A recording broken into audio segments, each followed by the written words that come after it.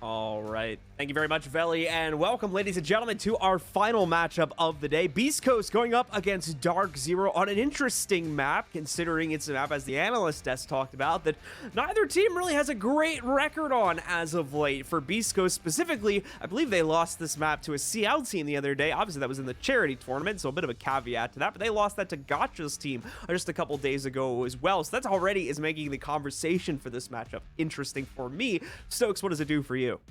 Honestly, I'm in the same boat as you, my friend.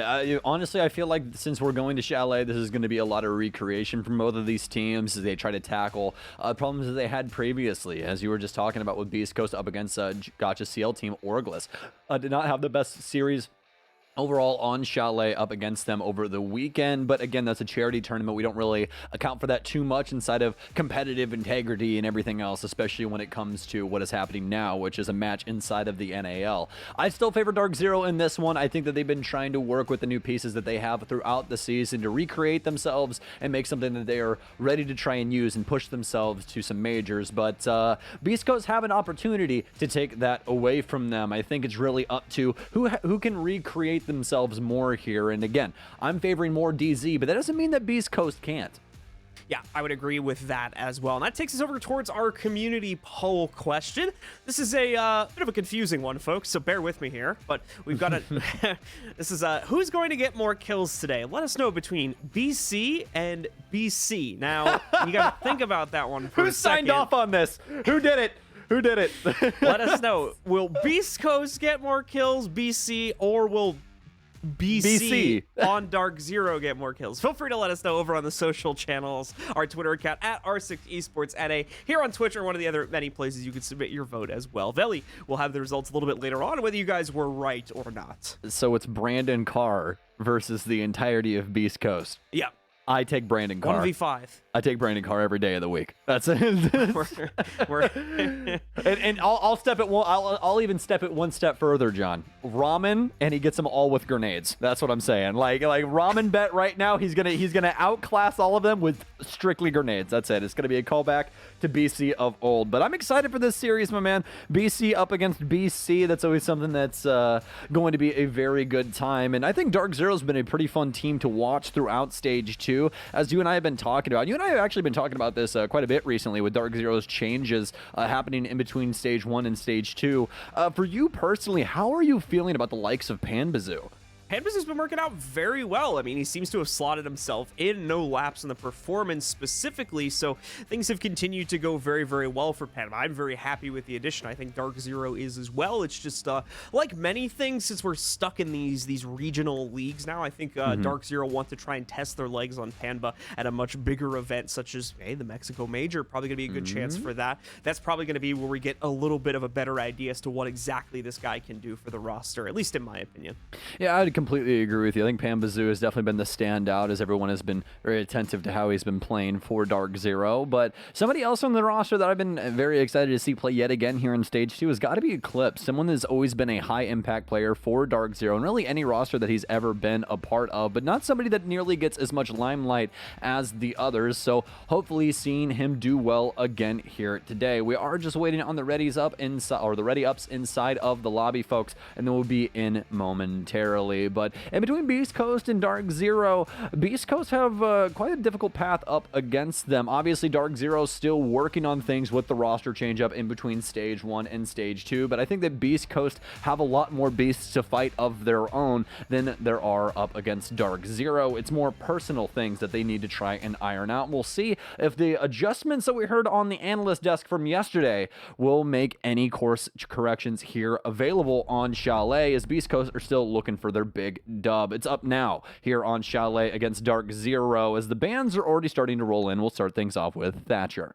Yeah, no surprise on the initial ban here. Thatcher's still the go-to to get rid of, and this is kind of the new go-to for a lot of teams. Flores is going to be our second ban, a very universally useful operator, much like the other ones that get banned out here, for dealing with pre-placed utility and a slight amount of soft breach if absolutely necessary, although utility is definitely this operator's mainstay from the way we've seen him used so far. Mira is next. Once again, a fairly popular choice. Some of those Mira setups can take far too long to work past and can be deadly for the approaching attacking team and making the utility mitigation just a little bit easier to deal with. Wamai will get knocked out as our final ban. Yeah, I like these bans overall. I love that you're talking about with the Flores ban, especially just because I feel like we're going to see this happen more and more often as teams get used to using him on offense. A lot of these squads have been able to work him in, especially on maps like Chalet, where we see a lot of these deployable shield setups where you have 2 to 3 deployable shields, depending on if you have Goyo in or not, or what have you. But that's where Flores really comes in and can get rid of a lot of that utility, being able to blow up things like ADSs and Goyo shields alike. It just makes it really easy for them, and that's why we usually see like a lot of like mute and stuff like that to try and counter that out, but that's not going to have to happen here, luckily enough. For the defense of DarkZero, they still will be bringing the mute, but that's mostly more than likely just to hold down walls and force the offense to try and clear it.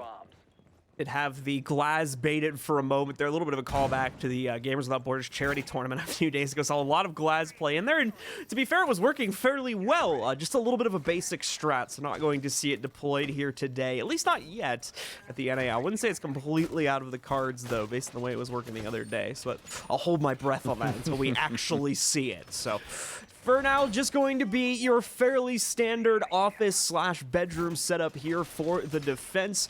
No wild card specifically with regards to the operator picks, and I would imagine since we have a fairly standard operator lineup that the setup itself is going to align with that too. And so far, I would say that's the case. Yeah, I would say it's the case as well. We are going to have some extended reinforcements over towards the library side that are mostly set up for somebody to be playing balcony, and this is something that we usually see on the game site, especially not necessarily here. We'll see them stack up stuff inside of piano, but not in the way that DarkZero are doing this right now. You can see piano's completely empty. They've made some holes to try and counter out any BC members that get controlled Solarium and try and push through. That's areas where BC can rotate downstairs and try and use that verticality, but most of right now is all BC trying to hold down Solarium and see if they can get Beast Coast to push in through a library hold. The good news is a lot of that utility that they have at their disposal is rotatable, all except the reinforceable walls. Obviously, the deployable shields they can pick up and move back to wherever they really need them along the site, but we'll have to see. As of right now, Beast Coast are indeed starting things off on this Solarium side, so BC under a little heat. Nitro out, and it's perfectly placed by BC. Immediately takes out Bio. There's an attempt at a response. Doesn't work against BC, although that nade might. And there we go. Seals the deal against him with the additional kill from earlier against NJR. It's Beast Coast that come out as the winner of that trade. We may not be done just yet, though. Panba nearly gets himself into a fight by the piano window. Backs away from it. Is going to see the Argus go in there through the window and office and take care of it before it becomes a problem for him. Seems like the fight's finally over. And we'll reach a moment of calm. So Beast Coast will hold the 4v3 for the time being. It's looking very solid for Beast Coast right now. Nice pickup onto NJR and BC, who to sprint for his life into Solarium, but didn't have any avenues to try and exit from once that secondary frag grenade came in, so he'll lose his life as well. And now we're led to this. Beast Coast already with a cutoff for the master area. This looks to be the plant spot as well, as the case is currently laying inside of Solarium. They're going to end up opening the wall into Closet and start clearing out this area in general. Anthony currently holding on to the master closet, but they need to worry about the positioning of DarkZero. Currently a handful of members strung along this entire place, but Eclipse still down low with a possibility to try and stop a plant, but it doesn't look like they're attentive to that at all. Rudy's more than likely going to get this off successfully, and he will. Foes are going to stay on the cutoff sip and worried about the stalls or the bathroom area instead. This is looking like an easy round here for BC, but not if Hyper has something to say about it. He'll take down one, going for the second one, but he's going to get tagged up quite a bit. Eclipse goes in for the flank, but he can't get anything done, simply bouncing back and forth across the walls, but then Hyper will pinch out one inside a bathroom with him. It's 2v2 now for the last two remaining DarkZero members. Rudy will hit the ground, but no, it's a triple kill. There's no way they get through it. Hyper for a quad kill for DarkZero. Beast Coast, he simply does not care. This man is a menace to society, and he will take down every single member of Beast Coast if he must to win a round. DZ, get round one. And the scoreboard really speaking for itself right there. A 4K coming out right inside of round one. Some crazy stuff there for Hyper to immediately get on the board for DZ in a very big way and shut down that round. Things are going very well for Beast Coast in the opening few seconds as well. The initial fight is handled very well. They're able to trade out the lost player and get another kill on top of that. Just can't manage the threat coming in from Hyper, it seems, as he goes nuclear pick up the quad kill and set DarkZero up for a first one round instead. Next up's going to be Barn Gaming as DarkZero headed downstairs for their next defense. That was a great setup there for Beast Coast as well. They had great man advantage coming into that situation, and even into the post plant, it was just overall a great situation for them. I think the biggest thing there being that they really didn't know where the last two remaining DarkZero members were. It looked like an assumption at the end of the day. They really weren't worried about somebody coming up on flank. Yes, they were managing the position from where they were inside of sight, but they didn't have anyone out towards Solarium to try and handle anyone rotating up the staircase or anything of the sort. So DarkZero just get enough map control back to start pinching out that area, and that's exactly what happens. The last two remaining DarkZero members simply end up swinging both doors at the same time for a bathroom as well as master and get frags through that way. And obviously the biggest distraction there being, I believe, Eclipse, if I'm remembering correctly, who was there with Hyper in that situation. But it was a great distraction for Hyper because he simply got to walk in behind the enemy and take out all of the Beast Coast members, losing very minimal life in the process as well. So DarkZero on the board. Time to see if they can keep the train rolling here. Beast Coast going to look for a quick response to that. DarkZero definitely going to be careful with regards to their early round play here. That's one area where Beast Coast seemed to excel, much like we were seeing in our other matchup too, but that can be deceiving. Teams that get ahead there don't necessarily always have the round-ending advantage, as we saw many, many times in just that last matchup. So time for Beast Coast to now take the early round control they have, hopefully maintain that, and try to push it a little bit further to net themselves their own first round. NJR with an aggressive stance here towards Piano nearly gets himself into two separate fights, but ultimately just ends up backing away to head down the blue stairs. As Kanye West once said, scary. Scary. Okay. That's exactly what that was there for a split second. I mean, every BC member just pouring in around him. Luckily enough, he still has a safe area to work away from into the library hallway as he attempted to hold down Piano, but it's not going to be for much longer. A great read here from Yana's hologram as Anthony will run that to library balcony, but an even better shot from NJR as he'll find Bio on the roof, and that's going to be a huge pickup for them. That's all of the hard breach now gone. The rest of the squad more than likely will have to funnel or attempt to clear out this top floor and use verticality to abuse DarkZero. Either way, though, DZ continue to hold onto this top floor after that pick, and that means that BC will have to be cautious with their next move.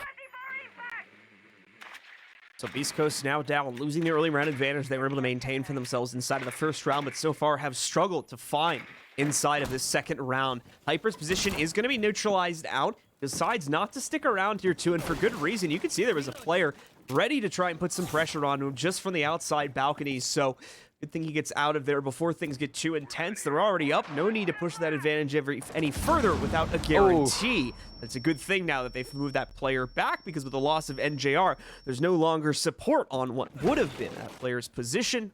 So Hyper going to be able to stay alive. The 4v4 advantage going to be maintained by DarkZero, and a very quiet part of the round we will shift into here. Beast Coast with everything they need to jump onto the site except kills, as well as information on the remaining DZ players. So they've got to go for this with only 30 seconds left, but they're also to a certain extent going to be going in relatively blind. They still have 4 drones left, so they should be able to figure out something, but as they hop in, Hyper waiting. They have no idea he's here. There is a response from Fozo against Eclipse. The numbers stay even, but the time continues to get lower, and this plays more and more into DZ's favor.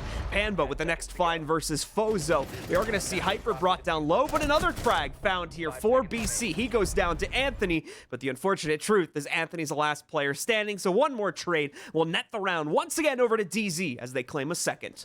Well, if I was an inanimate object, I'd be a fan, and a pretty big one, because DarkZero's round there was very successful, especially with the abuse of the intel game going late into that round. That being exemplified by the likes of Hyper. He knew that they weren't going to try and drone out anything, really get any more info as to what was happening around the site. So what does he do? Well, he hops inside of Mudroom and just simply prones underneath the window. A truly alive frost mat that ends up bagging him sipping, so fantastic for him, but that was the leadoff pick that they needed to try and win that round. Beast Coast simply not having enough insight to try and take down these DarkZero members who repeatedly were able to deal the damage necessary to remove them from play. That's going to be 2-0 for DZ now, after they just simply hold onto the top floor for as long as they possibly can, back it off, end up losing 1 in that process, but limiting Beast Coast's potential throughout the round because of it. So let's take a peek once again at the opening setup from DarkZero, as there's still going to be quite a bit of emphasis on the positioning upstairs here for the extension. Still playing in to defend pretty much an extended version of what we see on this upstairs site, but more so trying to delay the time down so that they can avoid Beast Coast from opening up the top-down angles against the attack downstairs, where the site will obviously be actually positioned at. So let's see how this play works out for DarkZero. Once again, a lot of what we're familiar with so far here. Nothing crazy being thrown out inside of the strategy or setup department from what I can see. So here comes Beast Coast. They're out and about once again. It's looking like they're going to start with some initial control leaning towards library, although could still be pointing it towards the first floor as well here from what we're looking at. I mean, if you really want to yell at a cloud, we can just be like, oh, Rook! Oh my gosh, DarkZero running Rook, I can't believe it, Hyper! I mean, it's that win coefficient, bro. He's popping off recently, and no, Panbo's head's popping off. Now is Anthony's going to be able to take it from him. Once again, that's Beast Coast getting the advantage this time, and bringing us down to a 5v4 before the round even really begins there. Only about 30 seconds into it where they find that kill. Yeah, don't quote me on this, but I think you're supposed to run away from the fire. I think that's supposed to be how that one works, but either way, Pambazoo's going to lose his life early on. More than likely thought the spray was done, but definitely was not. One ends up hitting him in the noggin, so DZ will be down one member as of right now, but luckily enough, those ADSs will still stick, so they don't have to worry too much about any throwables still coming in, just possibly about a refrag to try and equalize, and Eclipse is going to be on the front lines of that as multiple of those X-Kairos go off on the office wall, and will push back DarkZero even farther into Chalet towards the Solarium side. Now BC with the forward position instead, supported from the Master Hold right now. He's got Piano locked up with an ADS in tow. Also a Goyo Shield here to assist as they continue to try and dwindle down this timer. And they're doing a very good job of it. A frag grenade's going to come out. It actually doesn't eat the Goyo Shield. I believe it ended up rolling under the Piano, and that's going to eat up all of that shrapnel and prevent that from going off. Another one going to work its way out. Once again, unsuccessful. I'm unsure if there's other utilities sitting in front of it that they were aiming to take down. That one will finally seal the deal, but that's 3 explosive utilities utilized just to get rid of that and ultimately get this kill here. Thankfully, that one comes without too much of an issue, as a lot of utility was used to open up that possibility. Beast Coast looking all right, though, even with the hiccups and trying to deal with the shields, as they bring it down to a 5v3. A little under a minute remaining, too, which might not sound like a lot of time, but under these specific circumstances, for me at least, Beast Coast are way ahead of schedule right now. NJR and Hyper, the last two standing, and Beast Coast have a lot of time to figure out exactly how to approach killing these final 2 players. Yeah, DarkZero slow on the decision making for these picks. They can't get Eclipse out. He's kind of just stranded upstairs, and great move there by Baya, but finally something happens for DarkZero. They'll take down Fozo as they continue to limit this time, and John, I'll tell you right now, I'm worried. Even though it's a 2 versus 4 right now, I have no idea what's going to happen inside of this round, especially with Hyper with this long angle here as he stares down the main hallway. NJR inside of Kitchen. He has an opportunity to try and stop this from happening. He'll get one. There's no way that they stop this plant from going on. It looks like Hyper wants to try for the retake. Instead, NJR will get the second one. It's a 2v2 going into the post plant. Beast Coast, there's no way that you can mess this up once again. Hyper readjusting back down low to try and assist NJR here,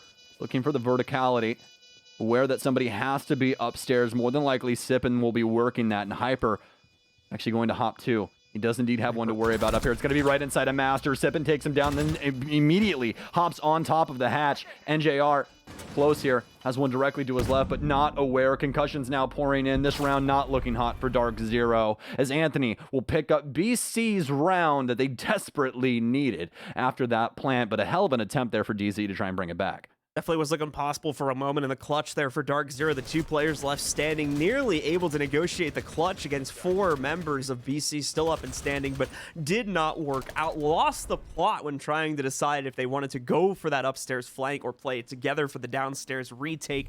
Got caught up there, lost the intel on the last 2 members of Beast Coast, and as a result of that, the earlier advantage that Beast Coast gained for themselves by bringing the player count down so early on in the round ended up being the thing that won them the round. So 1-2, Beast Coast finally on the board for themselves. Here we are going to have a quick 6 pick as a buck will actually be brought in. Once again, a lot of soft destruction currently coming into the fray for this matchup, and a lot in top-down angles too, specifically. So Rudy thinking he can find quite a bit of use out of the buck. I would tend to agree, but let's see specifically how it's going to be used against this upstairs hold. The DarkZero are now falling back to after completing their first site rotation.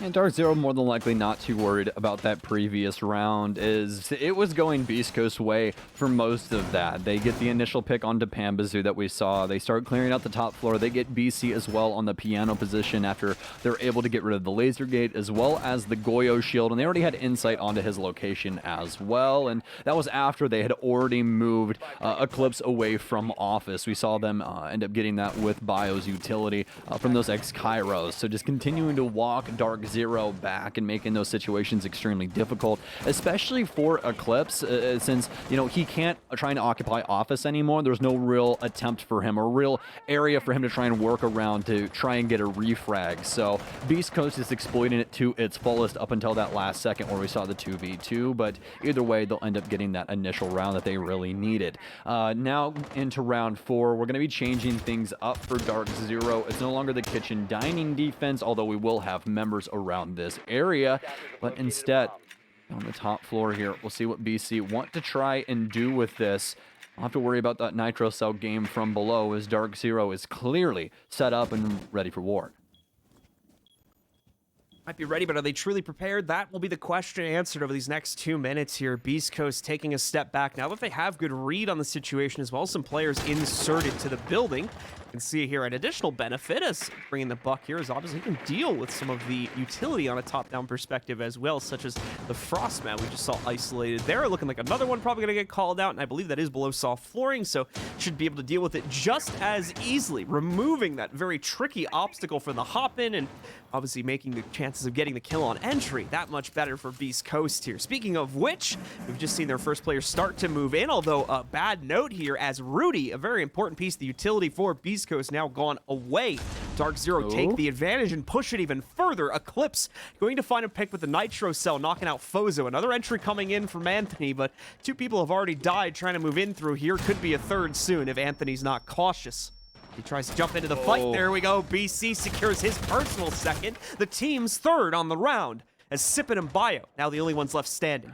Boys, why are we going hunting for these picks when we're down people? We can't be doing this. We're going to lose yet another and no refrag attempt here for Beast Coast, so it's a 2v5. And obviously, Sippin and Bio have to be self-sufficient here. There's literally 0 drones. Bio will get the initial frag, luckily enough, onto Eclipse, but still a serious hole that they need to try and get through. They have the utility to attempt to do it. They've at least cleared out some mute jammers and also have some concussions to try and find some of these DZ members, but the issue is now, since they're in this 2v4, DarkZero can continue to have people waltzing around the map, and I believe we actually have a flank coming towards Sippin here soon, as he's going to clear out Piano. He's actually got a Piano player currently standing on top of the Piano. He can't hit the shots. Hyper will take down one with the frost mat, as no one's apparently going to...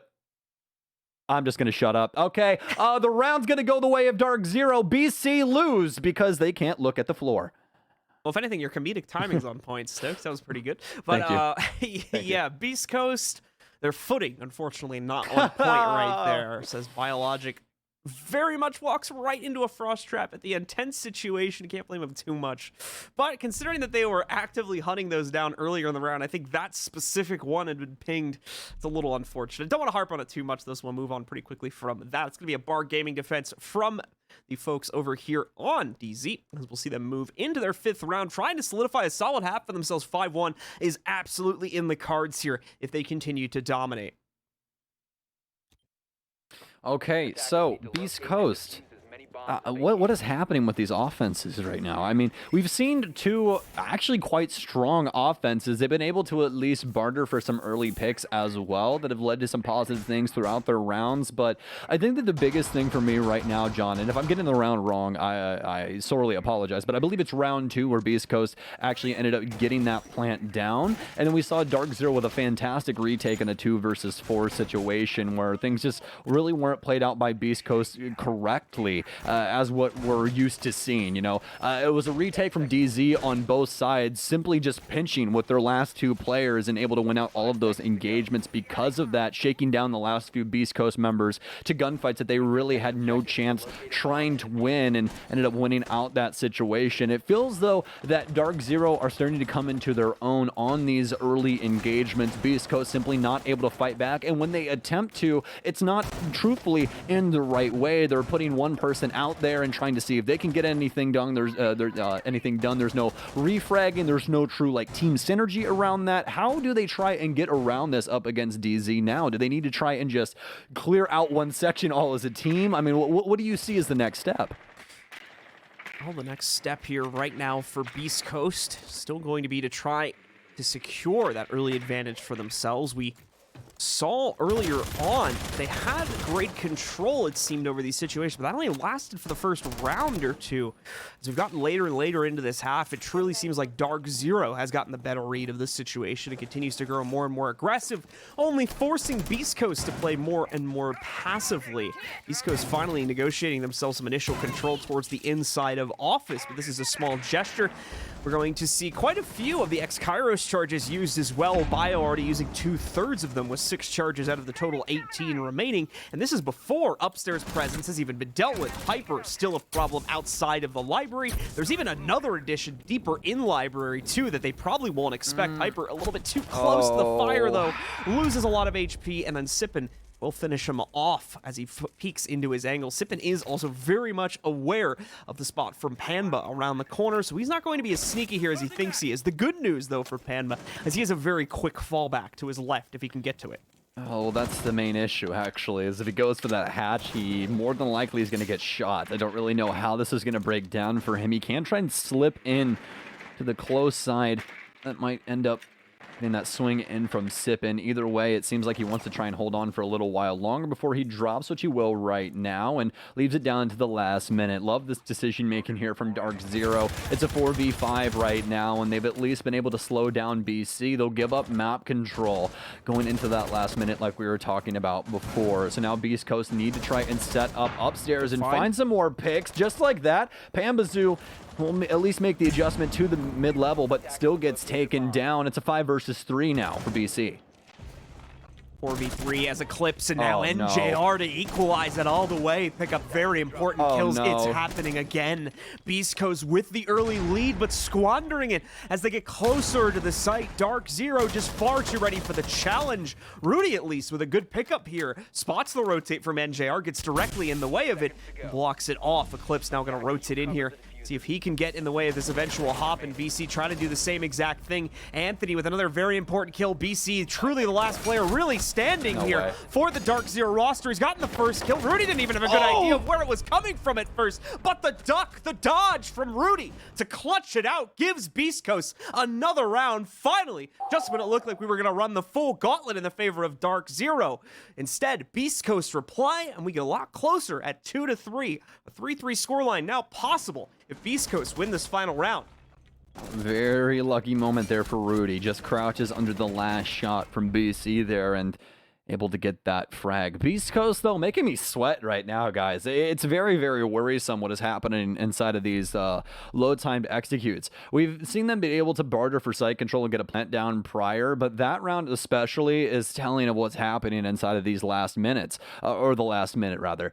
It's that they really don't have an insight as to what's going on site. They're not really using their drones to figure out where people are, what the main positioning is, or anything like that. Yes, they are abusing their verticality, and they'll end up getting a kill because of that. But that round almost went DarkZero's way again when they had a clear advantage. That was a 5v3, I believe, going into that. And then all of a sudden, DarkZero just start claiming frags off of all these angles that Beast Coast are peeking. The reason that's happening is because they don't know where any of these DarkZero members are. So you have to have that when you're going in for those executes. Otherwise, you're going to continue to run into this obstacle, which is losing members to these angles that the defense are able to find. So, you know, for Beast Coast, fantastic round for them, but it's more up to Rudy than anything. But DarkZero, well within their right to try and make this 4-2. I'm looking for the change up for BC here inside their info department. Attackers are moving to See if it'll all work for DarkZero as BC spawn out yet again, and DarkZero still heavily deployed to the second floor to try and extend their presence, although this has been working to a bit of a mixed extent so far on the inside of this half. Beast Coast have taken the advantage in quite a few rounds, and DarkZero have obviously had their own stride, so no definitive winner anymore inside of this part of the round. Very much extends to the other parts too. Beast Coast started to shake things up in the late half. That great clutch coming out towards the end of the round there for Rudy. To be fair, another situation that should have been much more convincingly under the control of Beast Coast, but they still managed to negotiate it due to the nice play from Rudy, and are now one round away from potentially tying this up at halftime. So I'm gonna ask for much better the situation for Beast Coast, considering everything leading into this matchup. With the first minute out of the way, the initial battles of info as well as utility destruction have been done by Beast Coast. We can start to see them begin to make some real progress and start to contest the upstairs players here from DarkZero. Well, I better start here for BC. You can see the info game working out for them, Anthony. A little bit of an overstep there. Yes, indeed, they're still there, and they still want you dead, my friend. Don't step too wide into that angle trying to cook up that frag grenade. I believe he was able to at least clear the utility inside of Piano, but maybe not. We'll have to see. It actually goes wide here, so the deployable shield will still be there, and actually ended up going towards Pambazoo's position. But oh my, Sippin! He simply sprays through the master window and takes down 2 DarkZero members. You know, is it Christmas in July? What is happening right now? Oh, no, Eclipse might end up going down as well. BC will at least see him start to push forward inside a bathroom, and Eclipse chooses to abandon the area, but the cutoff's already been established from Beast Coast. This is looking like their honestly strongest round throughout this so far. It'll be a triple kill for Sippin, working the east side of the building. Sippin's Quad just the kill? one-way dominator right now, it seems like. Until he goes up against NJR, of course, who finally starts to put these Beast Coast players down on the ground. Sippin the first to fall. That's after he contributes 3 kills, of course, so can't really blame him in that situation. But Rudy starting to establish top count angles. Here's the problem, though. They're splitting their players up. This is how they lost control, nearly lost control, of the last attack against this site here. DarkZero now bringing it down to a negotiable 2v3. NJR, a shot there, but it's against the Gemini, so nothing truly lost from the situation. The position has been revealed. That's something for Beast Coast to act upon, especially if NJR does not end up moving. Another nade jumping down. Not going to be in the correct spot, though, so no serious damage done to either of the remaining defenders here. As the timer continues to tick down, and Beast Coast get closer and closer to null timer. There's going to be the first attempt to get a plant. Seems to be going well, but Hyper trying to come in for the interruption. Can't get it done. Rudy stops it again from up on top, and that is going to be the 3-3 scoreline at halftime as Beast Coast rebound in the final 2 rounds. Well, Beast Coast put the icing on the cake right there at the end, John. That's the best offensive round that we've seen from them. Granted, they were given a gift early on inside of that round of the double that we saw from Sippin on the master window, but that's neither here nor there. What matters is Beast Coast were able to actually push that into a proper advantage, leverage a plant, and secure all of the frags as they tried to simply rotate in. There was really nothing that Hyper and the rest of DZ could do in that scenario. They were locked into Kitchen as well as West Main. Couldn't even really try and rotate up Solarium and try and retake that top floor. It was try and win those initial gunfights and see what you can possibly make happen, but as we saw, that amounted to not very much. It's a tie between the two right now here on Chalet, and that's exactly what we would expect given how Chalet regularly plays, but now Beast Coast on defense, and they'll be starting us off on the top floor. So same notes being taken here for Beast Coast right off the bat. We've got the deployable shield up on top of Piano so the players can extend into that room and continue to play behind that. Some support more than likely going to come on this wraparound that Biologic is playing behind. Other elements will get extended more than likely over towards the library area, but so far from the way this is being set up, once again, your fairly standard upstairs hold as those final pieces of utility and reinforcements go down onto the ground and Beast Coast prepare for their first defensive round. It's going to be interesting to see how they try to take this. A pretty nuanced approach to it was brought to the table by DarkZero. Some aggression in some rounds, other rounds more of a passive hold. So let's see if Beast Coast will give us any immediately detectable type of strategy right from the beginning of the round.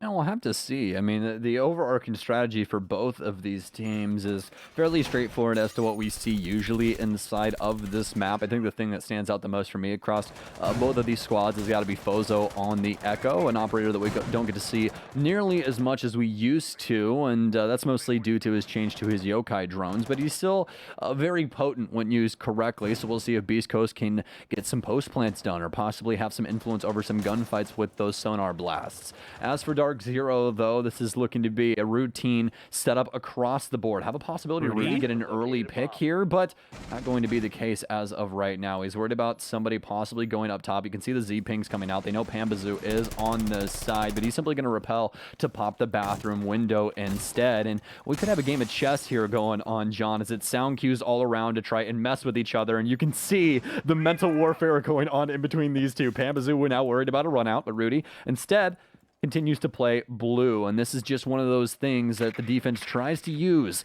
to make the offense slow down just a little bit, make them second guess where positioning is, give them some sound cues, try and throw them off their game. Yeah, really more than anything, I think just trying to bleed some time off right there, Exactly. and it worked out perfectly. Makes his opponent take second guess upon every move he makes, so Panba takes another 20 or so seconds to accomplish the job he's trying to do there. That's exactly the type of time that Beast Coast are trying to waste, as they haven't had the best luck inside of just outright open duels versus DarkZero for this game. Now, obviously, that could change up drastically as the sides have flipped, since we've seen the last fight between these two teams. But still, Beast Coast isn't feeling 100% confident. They're now on the defense, and they can use these types of tactics to bait out more and more time away from DarkZero's pool and ultimately try to win on a delay tactic, which many teams have used in the past here. Very much the play style for Beast Coast, as we've seen no aggression from them whatsoever. At the same time, we haven't seen a whole lot of forward momentum from DarkZero either. DarkZero have been taking their sweet time as they're focusing very much on the Solarium push to get them directly into the site. This always really worries me, especially when the defense has so much utility like BC have. Still have Nitro Cells to be able to play Prevent as well as Biologic. He'll finally go down. Nicely placed frag grenade there from Pambazoo, so one of those smokes no longer going to exist, and that was going to be the pick that they actually needed to work their way into sight. Now they need to worry about these yokai drones, but if they start going for plants early on enough, then they'll more than likely know that those are there. Rudy, though, with a beautiful find onto Pambazoo, is trying to hop inside the window, but DZ have taken control of most of the site. It's all up to Fozo to try and hold it down inside of office, but he's been eliminated as well. Sippin and Anthony, the last two that remain for Beast Coast, and Hyper with some beautiful positioning down low. He knows the Valkyrie's close, but Anthony wins out too instead. He's going to start making his way towards Solarium. He's the last remaining member of Beast Coast, and he has an opportunity to stop this plant. He can't find it. NJR on the bed takes him down as he immediately gets to the mantle at the very last second. Literally 3 seconds in between him peeking the top of that staircase and him swinging inside that window. It's down to the seconds for Rainbow Six, but it's a round for DC. Everything exploding in the final couple of seconds there. Beast Coast and DarkZero both trying to take it to the limit of the timer before being forced into a play. DarkZero seemed to know that the Beast Coast were eventually going to commit, or that they had the utility. DarkZero, this has to force Beast Coast out into the open, and that's exactly what they did. Picked up a solid 2 to 3 of their first initial frags in the round there in order to open up entry attempts for them and flood into the site to pick up the rest of them. Still very close, as Stokes was just mentioning there, as it came down to the 2v1 and a null timer post plant. But regardless, they get the job done. They maintain the lead, although only by 1 round. And now we go to another site to see if Beast Coast can get their own response. A much more centered defense, more than likely going to come out this time. Won't have to worry about the intricacies of their movement as much on this site, but still, don't get me wrong, can be very brutal if DarkZero plays the same type of play style as they did back in round 7. Yeah, DarkZero are doing a fantastic job of taking out the strategy of Beast Coast. I think that's the biggest thing inside of that round. The priority of who to remove from sight there being the thing that I want to highlight, because obviously with those frag grenades, you can really put them wherever you want to. At the end of the day, you are chucking them into sight, but they choose to turn and burn the area in which Bio's playing, and that's going to be the main center pillar of that defense. Having the toxic smoke to be able to delay DarkZero from pushing into Master and trying to get a stronger clear or a stronger hold on in that area is exactly what they needed to do. But being able to take him down and even removing that last smoke, guys, so that last one, he had one more denial, which would be 10 seconds of smoke, was possibly the difference maker between Beast Coast winning that round and losing it. So fantastic on DarkZero to strike when the iron was hot and end up claiming that round. But they had to do it yet again here inside of round 8, and both of them still have quite a long road ahead of them if they want to try and win this. But now it's DarkZero as it's opening yet again here. Already 40 seconds in, and it's a clear going through the basement. Drone's already spun up for DZ and Eclipse in the area. He's currently sitting inside of blue, seeing if any BC member wants to try and rotate down the blue stairs. Continuing to wait that out, and probably will for some time here. Only a minute off the clock, so plenty of working time left for DarkZero to figure things out as well. Play this patiently. They know that Beast Coast have over-aggressed in the past, so if they can take any kills as an advantage from that, they certainly will be taking the opportunity. This is DarkZero we're talking about, one of the most patient teams in North America, so they would be the one really to fall into that playstyle more than anyone in this league, in my opinion. Another minute gone from the clock here. DarkZero still, though, taking that very solid stance, continuing to wait things out. You can see they've got drone intel to support this play style, too. You can see that they've got a few players inching towards their positions, but never close enough for an outright peak, so no action has transpired as of yet as we finally go over the halfway mark in the round. Well, this round going quite slow, my friend, and I can probably tell you why. Nobody wants to make a mistake. They know how close this engagement is overall, and nobody wants to be the one to make the critical error and give the other the advantage, but it'll finally happen. Bio with the oversight as Hyper will take him down. Rudy continues to try and defend blue. He's got two DarkZero members around him as he's attempting to hold on to this Goyo shield. He'll rain a Nitro Cell down. Does it deal the damage? It doesn't. Trying to bounce around. He'll take some damage, not even from the shield. Apparently some fire retardant shoes on. They're going to keep him out of that instead. Bio and BC now both down. Eclipse trying to pick up something with the SMG-11, but instead it's going to be the damage from Hyper to take down Sippin. It's now a 4v2 as Beast Coast attempt to hold on to site. Anthony with some off position over towards Dining, as well as I believe his last remaining defender upstairs, but he'll be eliminated as Eclipse is doing a bang-up job of holding on to blue. They know where Anthony is, and it's Hyper to deliver the dagger to the heart that takes Beast Coast out, as they don't even look like they're playing in the same league inside of that last minute. It's the killer cross once again from DZ to shut out those final players. It was a little bit rough there at the start as they lose an initial player on the way in, but are able to very quickly correct that. Beast Coast try to put their own aggressive foot forward and pay the price. DarkZero had players on drones that entire time, had more than likely full intelligence about what the setup from Beast Coast was doing. All DarkZero needed was an opportunity, and they finally get it inside of that last minute. Kills start rolling their way. They follow it through and are able to get into the site to take control once again in a very similar way to how they played out round number 7. So they now maintain a lead at 5-3. We're going to see a pause called from Beast Coast, and a very much needed one here too. 2 rounds in a row lost in a very similar fashion. Clearly something is going wrong for Beast Coast here, so let's figure out what it is before it sends us into an unwinnable situation.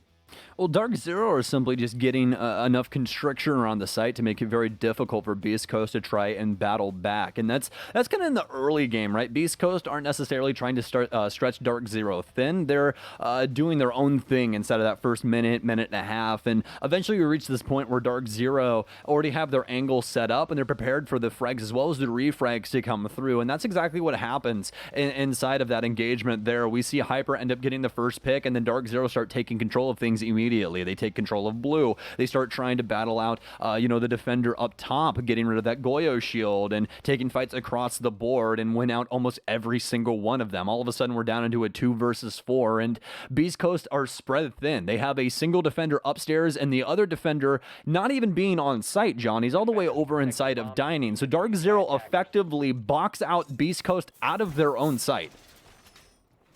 Very impressive stuff there from DarkZero. We're going to see them more than likely follow through with the same type of play again. The reason why they can't execute it on this same first floor site here towards the kitchen now, as they can take up those outer site positions by Solarium, as well as the windows leading to the inside of Trophy. They can establish these same dramatic cutoffs that they've had for the past 2 rounds and punish the first wrong step from Beast Coast. So let's see if they're going to try to go for that same type of thing again, or if there's something a little bit more straightforward in the cards this time for the DarkZero roster.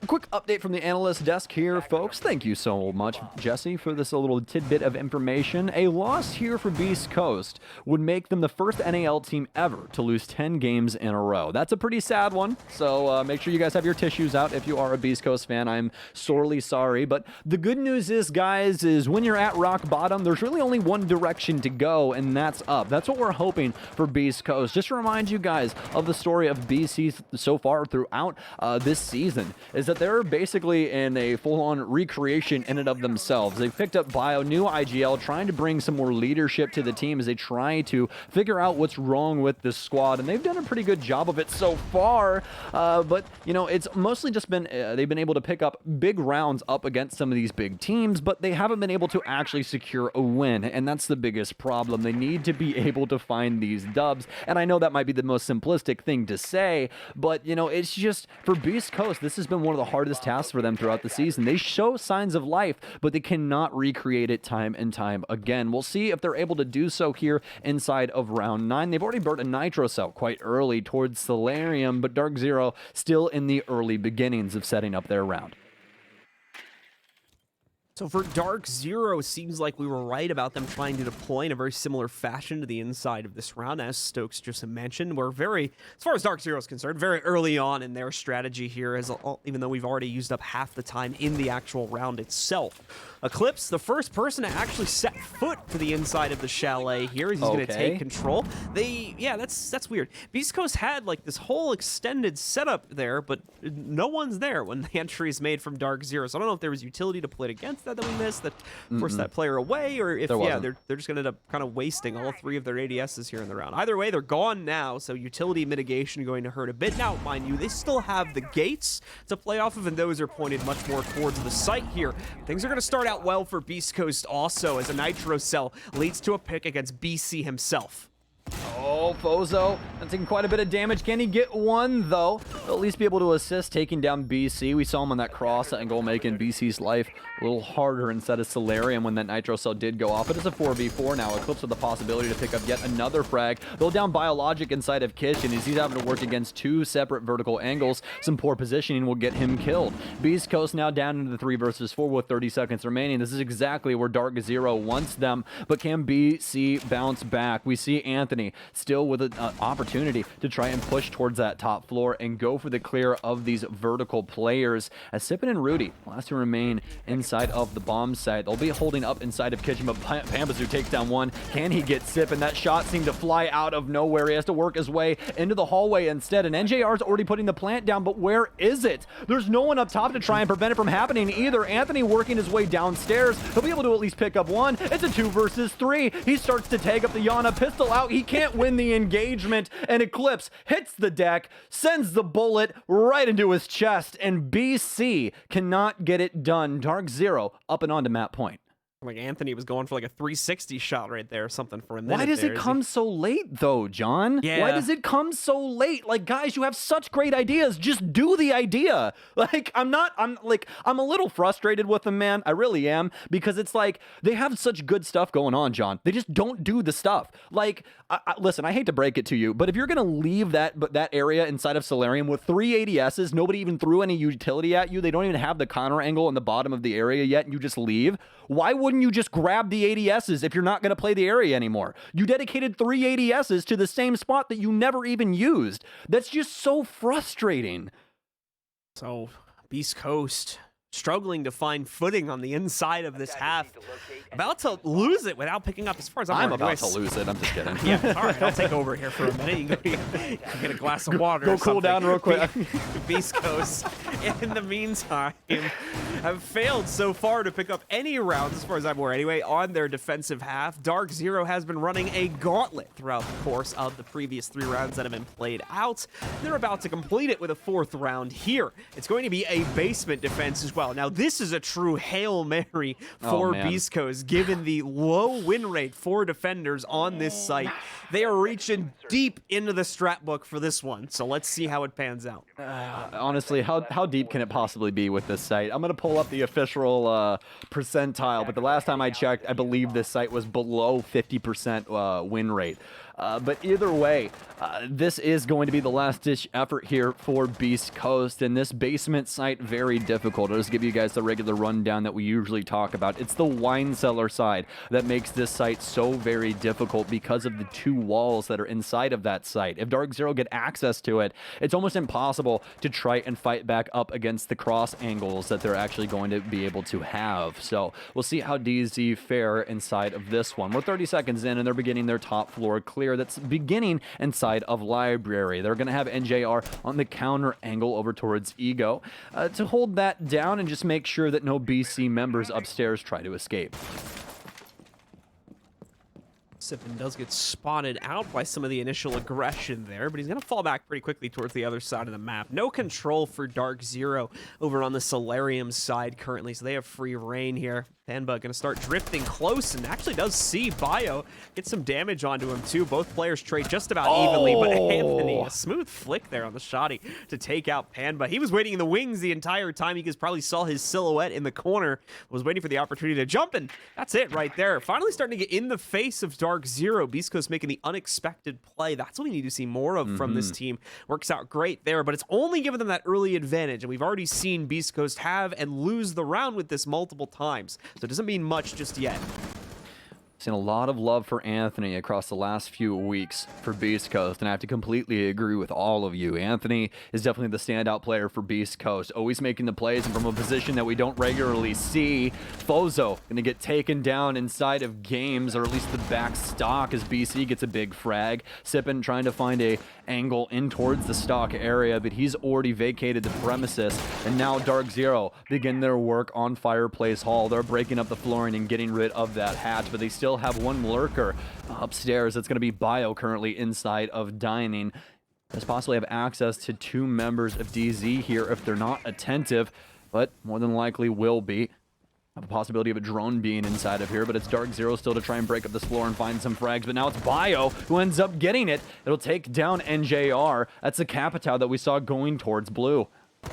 BC, unfortunately, too low HP to actively contribute to the push itself, so he's going to try to take up an angle and punish anybody that might swing it from Beast Coast. Problem is, Beast Coast are taking DarkZero for a ride right now, making them think they're holding on over towards dining room while quickly falling back to the site at the same time, wasting another player's time. Okay, Hyper, that's free as can be right there. Rudy's feet just sticking out.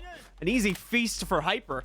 But now, in the 3v3, what do they do from here? Well, Sippin's going to find one from the corner. Anthony as well picking up a kill. That brings it all on to Hyper. In a 1v2 with only 3 seconds left, he tries to make the play. There's the first kill. Is he fast enough for the second? No. Anthony shuts it down. Beast Coast survive for yet another round as they try to fight back against the inevitable, it seems, with DarkZero inching closer to victory, but not this time. 50% success rate on the basement overall here, John. There's only 2 rounds played before this series, and that'll be the 3rd round that we have on the basement, as well as a successful one. So a little bit of assistance inside of that win rate delta as well, but actually Master Office being the worst bomb site on this map currently with a 32% win rate. So we'll see if BC fare better here as it will be going to said bomb site, but a beautiful one nevertheless inside of that round. And we got to chalk it up to this, John. They're finally making their plays on defense. This is something that we've been wanting to see from Beast Coast. They're starting to catch DarkZero off guard. They get the initial pick there from Anthony with a beautiful flick with that M590 on blue to take down one, but then we see Bio with a late lurk inside of dining that DarkZero oversighted, did not see him in there, and he ends up taking down NJR as well. So some big picks here for Beast Coast that lead to a round win. That's what we need to see from them. Start doing these things that DarkZero aren't necessarily ready or aware of, and get those early frags, because that's how they're going to slow them down. The previous rounds, BC or DZ, excuse me, have practically just been able to do whatever they want with the first minute and a half, 2 minutes, and then we get down to this execute moment where Beast Coast are locked into sight. They don't have an avenue in order to try and get out, and it just makes everything very messy for them. So here's going to be the potential issue for Beast Coast. A lot of the early advantage they get on that round is the result of having fallbacks set up for those aggressive players so they can quickly get out of any potential dangerous trade situation and fall back to the site. Since we're heading back upstairs to the 2nd floor, those are not going to be as easily available to the Beast Coast players for this site. You can see they have a route out of their site itself, but save from that, there's not easy options to escape a lot of the current positions that Beast Coast are more than likely going to play into in a late round scenario. So considering that, if they're forced into fights versus DarkZero again, this could unfortunately, for the Beast Coast fans out there, of course, still end up going very handily into DarkZero in the late round scenario. But let's see, because obviously Beast Coast has been making up their own plans over the last few rounds and may have come up with something to make this work. I'm quite worried coming into this round as well, and it's mostly because of what happened the previous time that we were here. BC did a great job of delaying DarkZero up until we saw them take down Bio inside of sight on his last toxic smoke as well, and DarkZero immediately hopped to end up taking down quite a few BC members, end up getting a plant down, all for their pleasure. So easy done for them, and now Anthony with 2 big frags. Hyper will be able to refrag onto one. Did he actually end up getting back in? They go for the run out down low with, I believe, an impact. Great play from them that ends up picking up 2, and DZ not prepared. I honestly love this play when it comes down to it. They end up having the cross ready, but Pambazoo out that range, it's going to be a headshot or nothing, especially with the G36C. It's just such a low damage rifle in comparison to the rest of the field, and in a gunfight that far away, it's going to be difficult to try and tag somebody up for their entire HP bar. Once again, it's the unexpected play that nets Beast Coast an advantage here. And in this case, very unexpected play as the hop not out again. from Garage.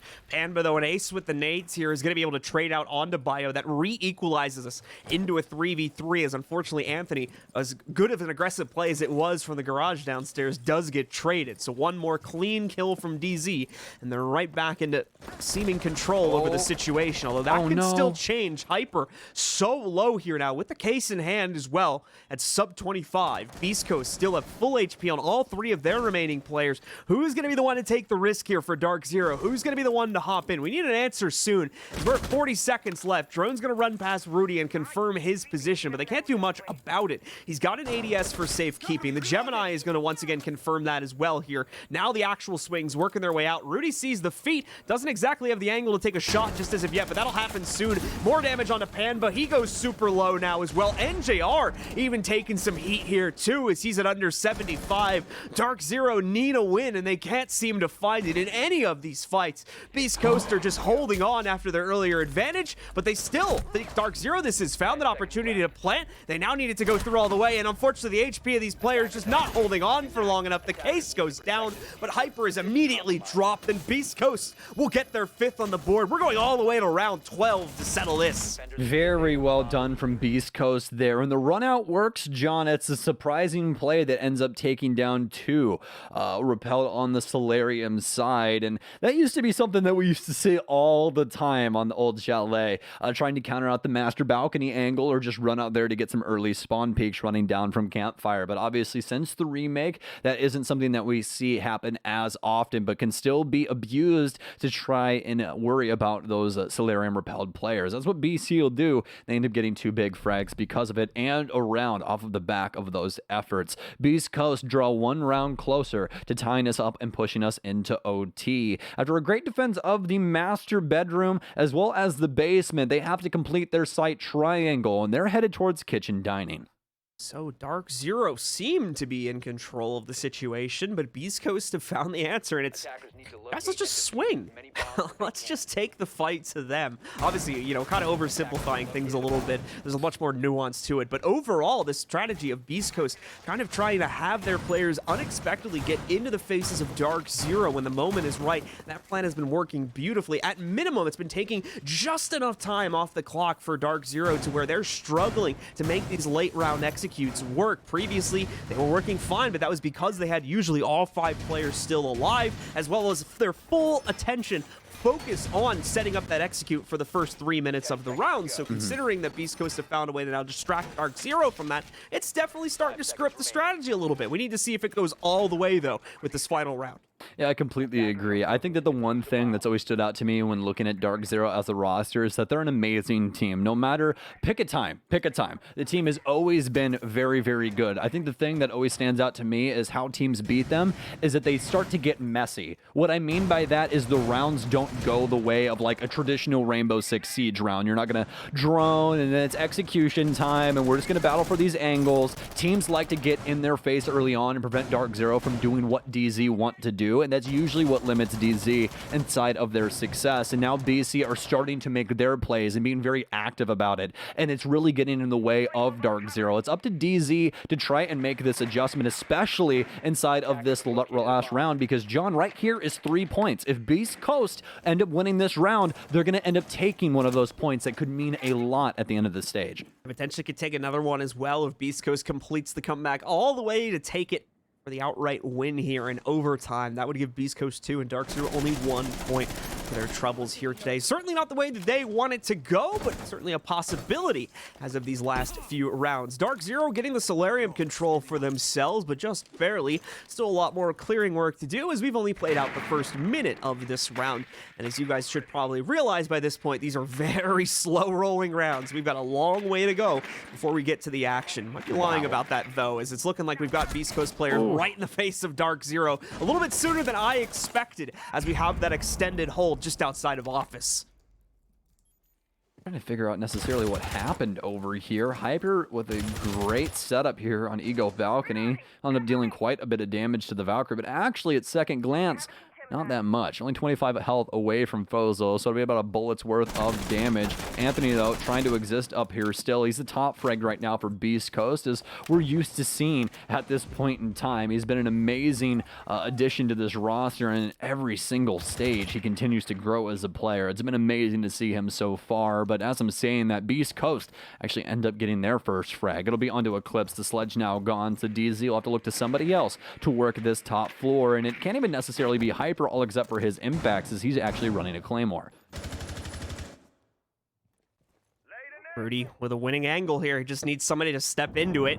So close as well. We were like 2 pixels away from seeing the head of a player from DZ, but it just doesn't line up right now for Rudy. Either way, keep in mind, Rudy doesn't need to get the kill. Rudy just needs to wait out these last 23 seconds and keep DarkZero off the site, which they're on track to do that right now. Toxic Babes continuing to stem the tide as well. They just threw the last one in because we're past the point where it's going to expire at 0 timer here. DarkZero trying to work their way in, but now we can see Beast Coast ready for this. They're ready to shut this down entirely. I say that, but DarkZero are finding kills left and right. Diffuser's gone down, though. Still somebody right on top of it, and it's going to be enough. Sipping Biologic on the rest of BC. You give us a sea of kills at the end of the 12th round. They tie it up. They take us to overtime. We do not have a winner yet.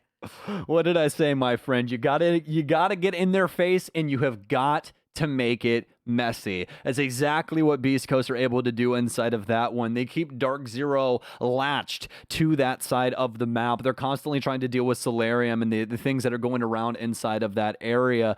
Beast Coast continue to lay on the utility. We can't see DarkZero extend themselves any further. You guys see the amount of angles that they're holding around that area, don't you? Especially around Trophy. We see Rudy down low with the counter angle. He doesn't really get too much done with that. But as DarkZero progress forward into Trophy, they're worried about the west main staircase, what's happening inside of Dining, and all of these things. But most importantly, what are they waiting on? They're waiting on Beast Coast to swing. They're not pushing forward at all. They're waiting on Beast Coast to make the errors, and instead Beast Coast are sitting on the timer, using their utility to deny DarkZero any space at all. Instead, they have to try and throw it into the site at the very last second, and what do you lose to? You lose to Biologic proning through Kitchen. That isn't necessarily what's supposed to happen inside of these rounds, especially at a competitive level, but that's what's working for these guys. They have to make it messy instead of the early parts of this round for DarkZero. Slow them down and force them into poor executes where they're able to use their decision-making to counter out what they're doing. Beautiful stuff from Beast Coast there. They force us to overtime and at least guarantee 1 point. All right, so 3 more rounds get chalked up on the board as a result of that. The winner will be the one that takes 2 out of 3 of those. So 1st to 8 being played here now instead of the usual 7. Just need that 1 extra round to get you over the edge and into the winner's circle just with 1 less point, as Stokes had just mentioned. DarkZero, some good news for them is that they're going to be able to jump onto the defense once again now that we are in OT. They struggled quite a bit over on the attacking side, but even on the defense, mind you, still only able to negotiate themselves 3 rounds over the course of that half. They became much more vulnerable as we got later on into the half, similarly to how Beast Coast once again also took further control at the end of the second half too. So time to see if that extra advantage for DarkZero going back to the defensive side is going to work for them to try and net them the early advantage here in OT. We'll have to see. Looking across the board of Beast Coast, you can see there's a couple of outliers here. Sippin 10-10 currently. Anthony 16-8, so a 2.0 KD, but if you want to add in the A there for the assists, he's also picking up that overall for, I believe, the entire lobby. Yes, 6 assists for Anthony, and then brought up by Rudy, who's currently 9-9. So brought it and made it matter when it mattered most, John. They've pushed us to OT here. Now they have an opportunity to beat DarkZero. As you were talking about previously, DarkZero will be starting things off on the defense, so they have upwards of 2 rounds on the defensive side to be successful. We'll see if BC can try and match that energy on the offense. We already have a burn of the laser gate up top. That's going to be from the Yana, as she will end up hopping that hologram through, which we've been seeing a lot of teams use her utility for outside of the regular info. So Beast Coast just using that to get themselves the initial in. Sippin also going to go for a quick hop to the inside of the downstairs side door just by the blue steps there. Nade as well, but it's going to get dodged due to a well-positioned hatch. Panba able to avoid his own death. You can even see the hole in the floor where that play would have come from. Not going to hit him this time around. Both teams keep all 5 players at full HP. Only going to be for a few more seconds here, though. Beast Coast know they need to start getting some control over the map, and they're going to look for it on the inside of Library. Pretty sure that's the Gemini, so yeah, that'll just get taken care of pretty quickly by Hyper.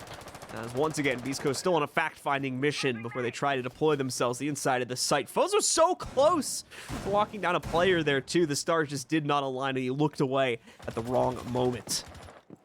And Beast Coast are doing a very good job of clearing out this top level. I believe they've forced Hyper out of his positioning on the balcony as well. NJR currently holding on to blue, but he's aware of someone possibly playing inside of mud. Eclipse is here as well. And he might try and swing the door. We'll just have to see. Don't believe they want to give up anything just yet, but they at least know about the positioning, and that's truthfully what matters at the end of the day. DarkZero now starting to feel the heat of Beast Coast's offense as they're starting to wrap around the site. Sippin still inside of mud as he'll create the angle through the single panel towards the B bomb chassis, and now has an even deeper LOS into the actual area that limits DZ from trying to get any farther forward as of right now. Although besides that, though, Beast Coast still trying to open up some new avenues to abuse, but DZ doing a very good job of delaying. They still have a lot of denial here as well, as Hyper will pick up the very first frag onto Fozo, the Nomad, now gone, and the rest of BC have to try and make something matter here. Rudy making it matter most. He'll take down Eclipse. Anthony starting to clear things out as this OT round is looking to go off like a firework.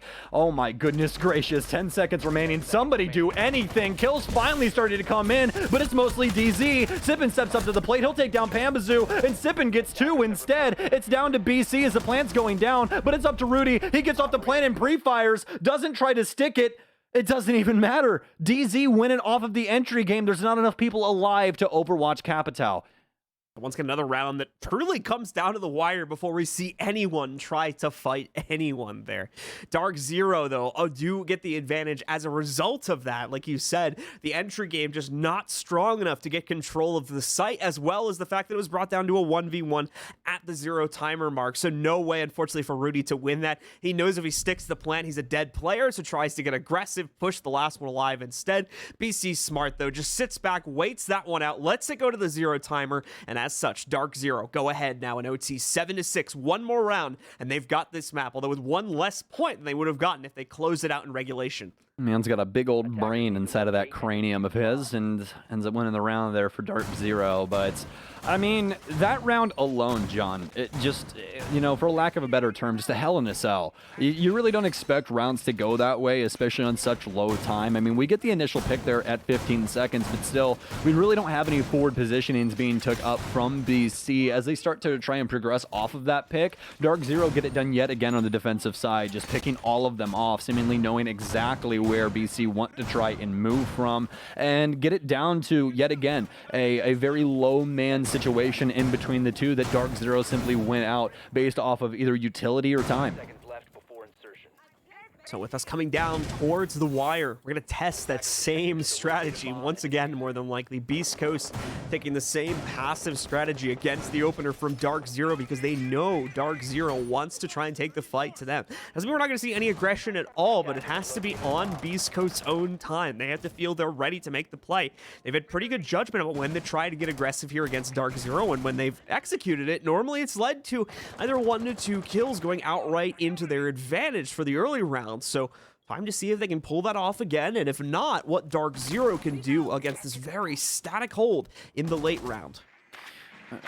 You know what? Either way this goes right now, John, you have got to give it to Anthony for putting BC in this positioning, because without him, I don't think that they end up making it to overtime. He has been the player for Beast Coast that has helped them along this road up against DZ and really has been there for them throughout the stage. So excited to see what he can possibly do in this round, and if Beast Coast can take it to DarkZero and force us to the maximum side of OT using every single round that we have inside of this map. DarkZero, though, looking to be attacking in very similar ways as to what we had seen previously. This is actually going to be a top floor offense instead of a kitchen offense, but still a strong clear nevertheless. They need to worry about the kitchen positioning here for Beast Coast, because if they allow these people to exist downstairs, the nitro cells can come in at any moment in time and end up taking out a planter or anyone of importance on that top floor.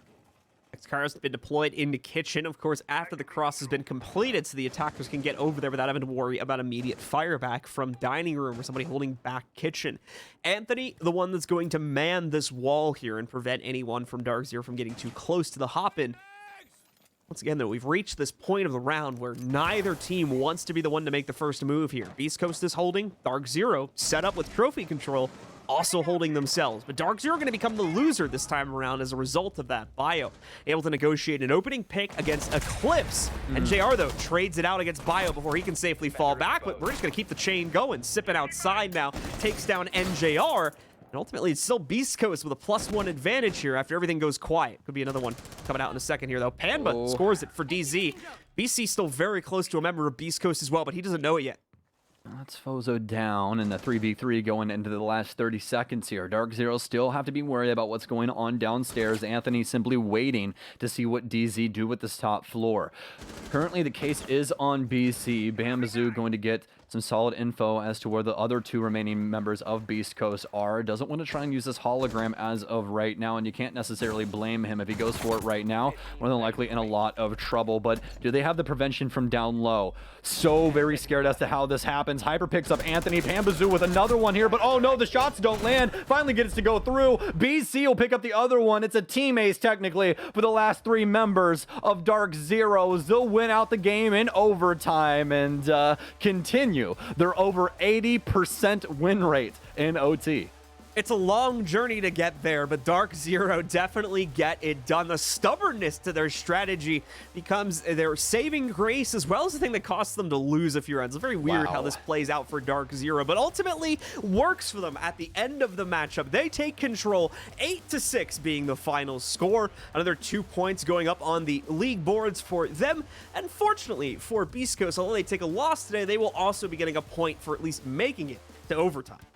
Yeah, absolutely. You know, big ups to Beast Coast there for at least pushing that to OT. And an amazing game there, especially for Anthony, but pretty lackluster when it came to Fozo and Bio. But nevertheless, an amazing series there for DZ. Excited to hear what the desk have to say about this. And honestly, John, I'm just excited to see what DarkZero have for us for the rest of the season. Is it going to continue to be the overtime show, or really what do we have going on here? I mean, I feel like to a certain extent, it kind of is a result of their playstyle almost, assuming that, you know, some of the other maps been kind of similar to that. They play a very, very make or break strategy, putting everything onto that final execute right there. So it's almost a given that some of them are just not going to work because everything is happening so quickly. One or two mistakes happen in the middle of that. The communication probably so chaotic that if you're not able to quickly get those under control, the round can be lost. And I think that that's a large part of the reason why we're seeing such a extended game from DarkZero going to overtime so consistently. But I wonder what the analysts, like you were saying, have to say about that and if they agree or not. I think it is time to send it back over to them. So Veli, if you're ready, go ahead and take it away and break down this excellent match. Blue, I am always ready, first of all. And I also want to say, I like the color of your shirt, man. You look good with colors like that. Keep rocking it. But for the last game of the day, DarkZero and Beast Coast definitely take it down the wire. I mean, Beast Coast with the comeback, they get into overtime, and DarkZero, this is where they felt most comfortable, fellas. Jesse and Jacob, let's talk about this game as we look at the highlights brought to us by Predator. It's still ironic to me how DarkZero's only wins have come in overtime, and their one loss was a game they didn't win a single round on against TSM back in the day. The fact that DZ can't win a game or close one out before it gets to overtime, to me, is pretty telling. Now, at this point, they've only had a couple of games go like this. It's not necessarily that they're always throwing leads, but it still is telling about a team that simply isn't able to close out games fully. Like, they should be able to, but they let it go to overtime against Beast Coast. What does that say about how they play in relegation? Yeah, it's rough. Go ahead, Jesse. It is. I mean, I do want to credit Beast Coast for pushing it all the way to overtime. Like, that really does take some skill. Those last couple of rounds were really not easy to win, but they managed to pull it out. Unfortunately, they fall their 10th loss in a row, the first team in the NAL to ever do that. Unfortunate title for them to claim there. And yeah, DarkZero once again winning in overtime. Their overall overtime win rate jumping up to 91%. Which is insane in terms of individual rounds, matching, actually, Sippin's overall death rate prior to this matchup. Not really related stats, but I thought that was neat. I You didn't have to do that to him. It was neat as well. But Jacob, let's talk about Beast Coast. We spoke about XZ and their progression so far. With Beast Coast though, did you see any improvements in this matchup, especially with that comeback to where they almost won it against DZ, man? Yeah, so Bio did what we thought was going to work for Beast Coast when he joined. He played the hard breach, and he mostly played the smoke. I think the one round he deviated from that was where he played Jaeger Mossy, I and think. gave Jaeger, yeah. or that one. I was thinking the time they were on Snowmobile Garage, which again, Beast Coast won Snowmobile Garage, which is just kind of a shocker by itself, but they also were a little unorthodox with how they played it, and DarkZero couldn't counter it. But that was what Bio was doing. It was pretty solid. They got like a forced overtime off the first time they had their roles switched up from what they've been for all like this entire stage so far, and that should be commended. Anthony was having a killer day. Like, that man was going toe for toe with the amount of frags that Hyper had, and you don't say that very often. So he definitely thrives in the role that he played in this game. Bio, I think, was doing a better job overall. So even though it's a loss, you still went to overtime against DarkZero. Those role changes should be what you do going forward now. Taking a nap there, eh? Oh, I didn't even see that. I don't know if the stream can. There we go. Hey. Listen, I'm tired. Okay, Jesse. Any words about the matchup we just saw? Beast Coast was making a comeback. DZ looking good towards the end and also in the first half. What is there to take away from this? I mean, I really wanted to break down DarkZero's attacks a little bit before we end off here, because I do think that it was really interesting how slow they were taking every attack, and it was working at the start. Because although they weren't necessarily attacking the bomb site until the last 30-20 seconds, they were getting a lot of information. They were making sure they knew exactly the positions, and they could pick off the defenders on site one by one, easy peasy. Wasn't really even gunfights with the ability to shoot back from Beast Coast. But I did like Beast Coast's adaptation, 3/4 of the way through that match, when they were able to hide in a little bit more unorthodox spots. We saw one round on that wine defense where Anthony was able to clutch out that 1v1, and we saw Sippin on the Vigil actually hiding in a corner of the map. They weren't able to drone him out, and he made a huge impact on that round. So I really like that adaptation from Beast Coast. Staying alive a little bit longer, playing unorthodox positions, denying that intel to DarkZero really did help them out, and was the reason I would say they managed to push it all the way to overtime. But in the end, of course, DarkZero, the kings of OT. Can we talk about the stellar performance from Anthony? Jesse was talking about it, man. Anthony's been popping off. Back in USN, I said it, I like this guy. And what he did today against DZ, matching up with Hyper, that's insane, man. Yeah, Anthony, I saw on Twitter, somebody said Anthony's the most underrated player in the NAL. I've got to agree. I think Anthony is the shining star of Beast Coast right now. I really enjoyed him, even as a hard breach, as a support player. I thought his planting was fantastic. I thought overall his gun skill was like much better than a lot of the supports that we see so far in the NAL. And although now he's moving into more of those frag heavy roles, he's shining here as well. He was on the Yana, I believe it was, on those frag heavy operators, and really having a great time. 3-0 on entry, 17-10. They had this guy on support for most of the season, Veli. Why? What are they doing, man? Bio, if you're listening to this, keep Anthony in these good roles, man. But agreed. Now, Jacob, I know it's been a long day. It's hard for us to remember because there's so many good plays, so many good stat lines, so many MVPs that we can name, right? So, okay, we're looking at Hyper 17-9. Anthony's behind him, 17-10 right there in that series alone. But thinking about the rest of the matchups that we had today, who do you think won MVP? Oh boy, yeah, you're right. This one actually is kind of tough. I need to start taking notes. Hey, you should. What's wrong with you? I think I have an answer. I think I'm gonna put Bolo in for my pick for MVP. Really impactful against Xset. It was a whole team effort, but I thought he had some really big plays. Jacob, anything pop up yet? I'll take a different direction. I'll say Iconic because of the performance he had against OXG, which was ultimately, I think, like the main reason they were able to win in overtime today. I'll say it's King Iconic. I liked Hyper's performance, but Iconic's was insane, and I think he's going to be the MVP as well. So production, if you have it, let us know who's right here. Or if it's Bolo again, we know production has a Bolo bias. Like, we know they like Bolo. Let's see if that's what it is. Oh, is it Rexon? Oh, Rexon's also a really good pick. He had a fantastic day. He had a really good day today, so I don't mind this at all. He was awesome. Yeah, Rexon doing it big. You know what? When I saw Rexon on Luminosity, Rexon on any team he's been on, he's always been that standout player. And the fact that we now see him at the top of the leaderboards, the rankings in general for not only himself but for his team, I'm happy for him. The guy has a straight head on his shoulders, and he loves being one of the best in Rainbow Six. So that's going to be the MVP of the day. And let's take a look at the standings. Jacob, you're in charge of all the power rankings. We see what you do every day in the pre-show. I love it, to be completely honest, but this time around it's starting to be solidified now. We're starting to know who our top 4 teams are and, the standings throughout the entirety of the league. So what we're looking at is, again, SSG didn't play today, but they are already confirmed for Mexico. TSM and the Sonics actually play one another next week, and that is going to lock in whoever is, I believe, going to be in second place. Even though it could go to overtime, I do think that whoever wins that game is essentially a lock for Mexico. The question for me, though, is who's going to take that number 4 spot, because DarkZero sit there currently. They've jumped a couple spots. Now they sit in 4th, but Disrupt and Mirage are only 1 point back behind them. And as far as I'm concerned, it should be a race between those 3 to see who goes. XSET, not able to make anything happen today. OXG only got 1 point.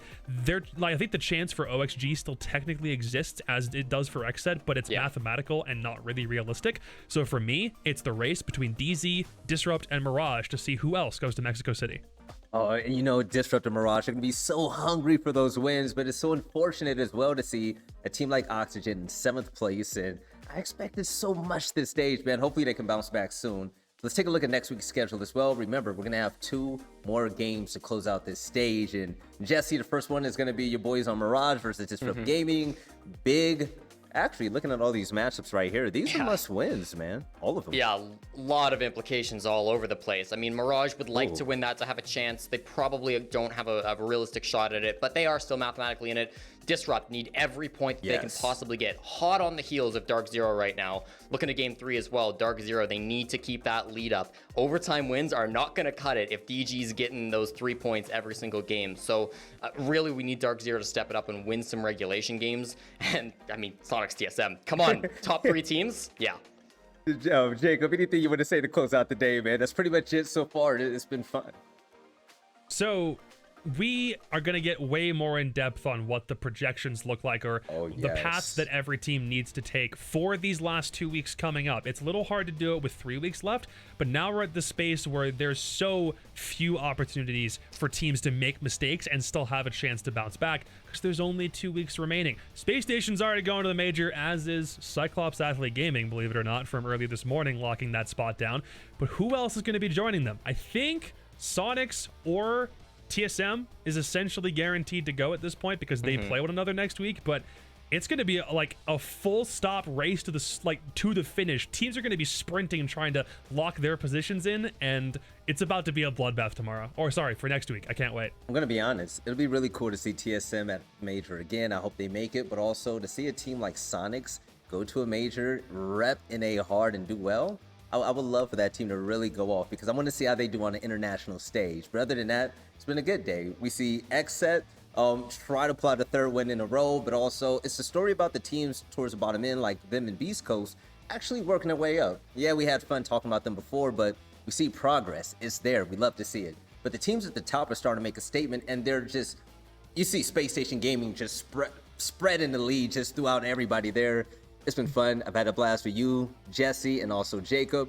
It's about, what, 3:44 a.m. here in Madrid, so I'm ready to sign off. I'm Belly. I'm the desk coach. Remember, tune in next week. This is where the real bloodbath starts. 2 more games, and there's 3 major spots on the line here for NA, and that's it. We'll see you next time for more Rainbow Six Siege.